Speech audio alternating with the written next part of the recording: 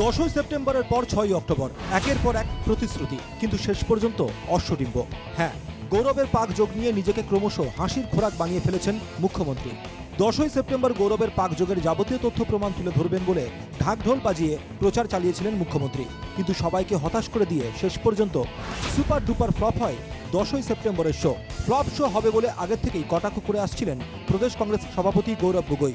শেষ পর্যন্ত 10ই সেপ্টেম্বর গৌরবের দাবি সত্যি বলে প্রমাণিত হয়, কিন্তু তবু হাল ছাড়েননি মুখ্যমন্ত্রী। হাল ছাড়েনি মুখ্যমন্ত্রীর মিথ্যে বেসাতি।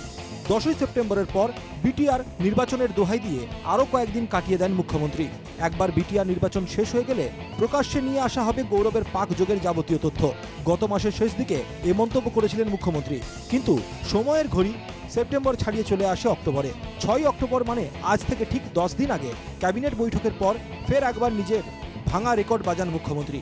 দু একদিনের মধ্যেই গৌরবের পাকযোগ নিয়ে এসআইটি রিপোর্ট প্রকাশ্যে নিয়ে আসবে অসম সরকার। 6ই অক্টোবর ক্যাবিনেট বৈঠকের পর ফের একবার এ দাবি করেছিলেন মুখ্যমন্ত্রী। আৰু দুই এদিনতে আপোনালোকক আমি এখন সাংবাদিক মেলত মাতিম আৰু দিল্লীৰ পৰাও আমি সাংবাদিকসকলক মাতিম।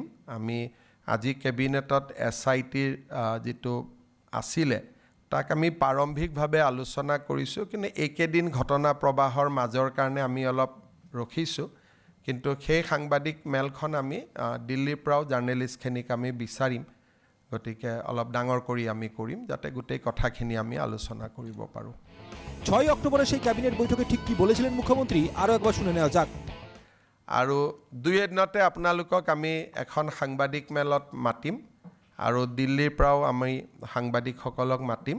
আমি আজি কেবিনেটত এছআইটিৰ যিটো আছিলে তাক আমি প্ৰাৰম্ভিকভাৱে আলোচনা কৰিছোঁ, কিন্তু এইকেইদিন ঘটনা প্ৰবাহৰ মাজৰ কাৰণে আমি অলপ ৰখিছোঁ।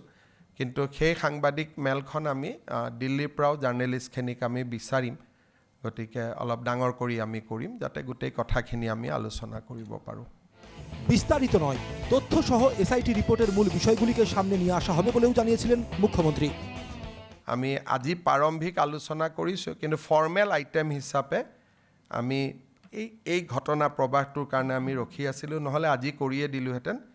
আমি কিন্তু সেইদিনাখন আপোনালোকে আগতীয়া জানিব, আমি দিল্লীৰ পৰাও জাৰ্নেলিষ্টখিনিক মাতিম, কাৰণ তেওঁ যিহেতু পাৰ্লিয়ামেণ্টেৰো ডেপুটি লিডাৰ, গতিকে people from all over the country should ন' the actual character. Government will make the gist of the report published, not the entire report, because there is many secret things are the statement of many people are involved. So, but will publish the gist of the report, and documents annexed to that report will also be made available, so that you can judge the documents also.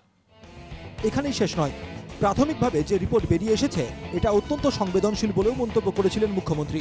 গৌরবের পাকযোগ নিয়ে SIT যে report তৈরি করেছে তা অত্যন্ত নিন্দনীয়। ভয়াবহ সব তথ্য রয়েছে এসআইটি রিপোর্টে, এমন ইঙ্গিত দিয়েছিলেন মুখ্যমন্ত্রী। Yeah, today we have discussed informally. It's a very, very damaging report. I can only say it's a very, very damning and damaging report. So we want to share that with a larger crowd. It's a very bad report. Damaging and damning report. অত্যন্ত সংবেদনশীল, নিন্দনীয়, ভয়াবহ সব তথ্য রয়েছে রিপোর্টে।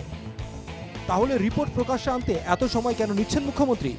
দুদিনের কথা বলেছিলেন মুখ্যমন্ত্রী, বৃহস্পতিবার পেরিয়ে গেল 10 দিন। তাহলে কি আরও একবার সেই ভাঙা রেকর্ডই শোনাচ্ছেন মুখ্যমন্ত্রী?